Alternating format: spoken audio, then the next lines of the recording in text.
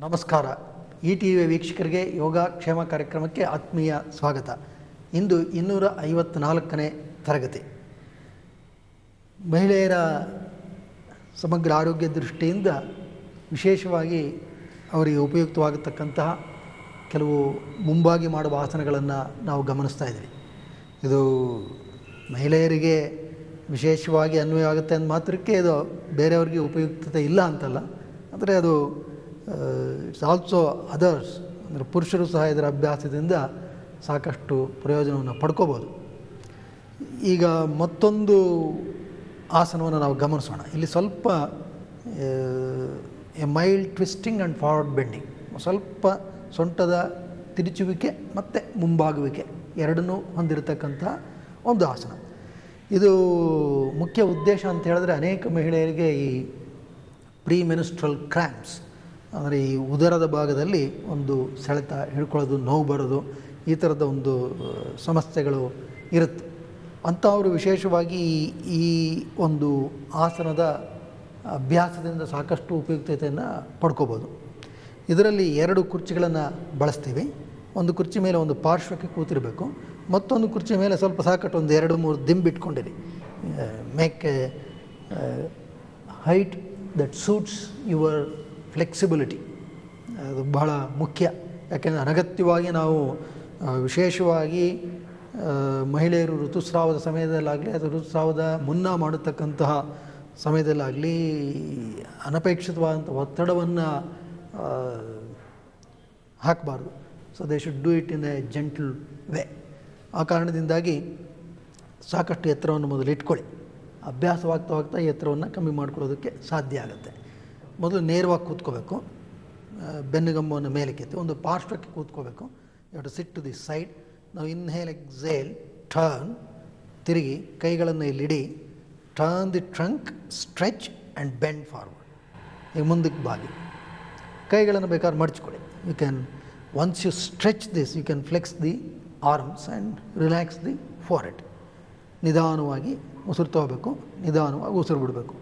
ಇಲ್ಲಿ ತಾವು ಗಮನಿಸಿದಾಗೇ there is a mild twist to the spine and then you are stretching. ಇಲ್ಲಿ ನಿಧಾನಕ್ಕೆ ಉಸಿರು ತಗೊಳ್ಳಿ, ನಿಧಾನಕ್ಕೆ ಉಸಿರು ಬಿಡಿ. Slowly inhale, slowly exhale.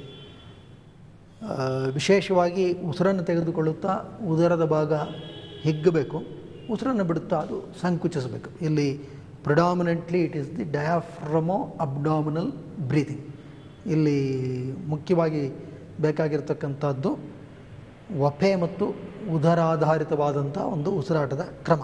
ಅಂತ ಹೇಳಿದ್ರೆ, ಉಸಿರನ್ನು ತೆಗೆದುಕೊಳ್ಳುತ್ತಾ ವಪೆ ಉದರದ ಅಂಗಾಂಗಗಳನ್ನು ಕೆಳಕ್ಕೊತ್ತುತ್ತೆ, ಉದರದ ಭಾಗ ಹಿಗ್ಗುತ್ತೆ, ಉದರದ ಭಾಗ ಸಂಕುಚನಗೊಳ್ಳುತ್ತಾ ವಪೆ ಎದೆಗೂಡಿನೊಳಗೆ ಚಲಿಸುತ್ತೆ, ಉಸಿರು ನಿಧಾನವಾಗಿ ಹೊರಕ್ಕೆ ಬರುತ್ತೆ. ಇದು ಇಲ್ಲಿ ಮೂಲವಾಗಿ ನಾವು ಅಳವಡಿಸ್ಕೊಳ್ಬೇಕಾಗತ್ತಂಥ ಉಸಿರಾಟದ ಕ್ರಮ. ಜೊತೆಗೆ ಇಲ್ಲಿ ಉದರದ ಭಾಗಕ್ಕೆ ಒಂದು ಒಳ್ಳೆಯ ತಿರುಚುವಿಕೆ ಲಭ್ಯ ಆಗಿರುತ್ತೆ, ಎ ಸಾಫ್ಟ್ ಜೆಂಟಲ್ ಟ್ವಿಸ್ಟ್. ಮತ್ತು ಉಸಿರಾಟದ ಪರಿಣಾಮವಾಗಿ ಒಂದು ಆಂತರಿಕ ನೀವುವಿಕೆ ಉಂಟಾಗುತ್ತೆ. ಜೊತೆಗೆ ಇದು ಚಾಚಲ್ಪಟ್ಟಿರುತ್ತೆ. It is also mildly stretched and you are relaxed. Your forehead should be relaxed. You should be able to comfortably stay at least for 1 to 2 minutes. ಹಾಗಾಗಿ ಇದು ಈ ಥರದ ಉಪಕರಣಗಳನ್ನು ಉಪಯೋಗಿಸ್ತಕ್ಕಂಥ ಉದ್ದೇಶ ಅದು.